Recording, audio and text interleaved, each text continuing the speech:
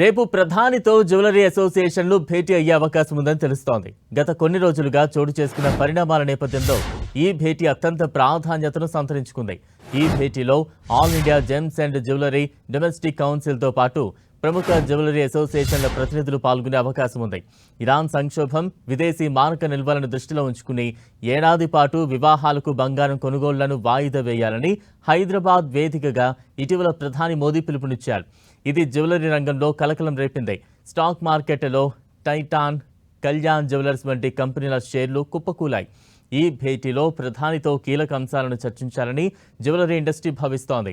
ప్రధాని చేసిన విజ్ఞప్తి వల్ల పెళ్లిళ్ల సీజన్లో వ్యాపారం దెబ్బతినకుండా ఉండేలా పరిశ్రమకు భరోసా ఇచ్చే ప్రకటన చేయాలని వారు కోరే ఛాన్స్ ఉంది. ప్రజల దగ్గర ఉన్న బంగారాన్ని బ్యాంకుల్లో డిపాజిట్ చేసేలా ప్రోత్సహించడానికి మరిన్ని రాయితీలు, సరళమైన నిబంధనలను అసోసియేషన్ ప్రతిపాదించే అవకాశాలు ఉన్నాయి. బంగారంపై దిగుమతి సుంకం ఎక్కువగా ఉంటే స్మగ్లింగ్ పెరుగుతుందని, దానివల్ల ప్రభుత్వ ఆదాయానికి కూడా గండి పడుతుందని వారు ప్రధానికి దృష్టికి తీసుకువెళ్లే అవకాశాలున్నాయి. డిజిటల్ బంగారం లావాదేవీలను ప్రోత్సహించడం, వాటిపై పన్ను మినహాయింపుల గురించి కూడా ఈ భేటీలో చర్చించే అవకాశం ఉందని తెలుస్తోంది. బ్యాంకుల ద్వారా బంగారం దిగుమతులపై ఐజీఎస్టీ, ఇతర టెక్నికల్ ఇష్యూస్ను ప్రధాని దృష్టికి తీసుకువెళ్లి పరిష్కారం కోరే అవకాశం ఉంది. మరోవైపు గోల్డ్ దిగుమతులను తగ్గించేందుకు కేంద్రం త్వరలో కీలక నిర్ణయం తీసుకునే అవకాశం ఉందని అంచనాలున్నాయి.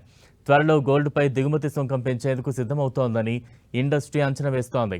రాబోయే రోజుల్లో గోల్డ్ ఇంపోర్ట్స్పై కేంద్రం కొత్త గైడ్ లైన్స్ను విడుదల చేసే అవకాశాలున్నాయి. దీనివల్ల తమ వ్యాపారం 10 నుంచి 12% తగ్గే అవకాశం ఉందని జ్యువెలరీ అసోసియేషన్లు భావిస్తున్నాయి. తమ వ్యాపారం దెబ్బతినకుండా పరిశ్రమలకు భరోసా ఇచ్చేలా ప్రధాని ప్రకటన చేయాలని వారు కోరే అవకాశం ఉంది. ప్రధానితో భేటీ జ్యువెలరీ వ్యాపారులు చాలా ఆశగా ఉన్నారు.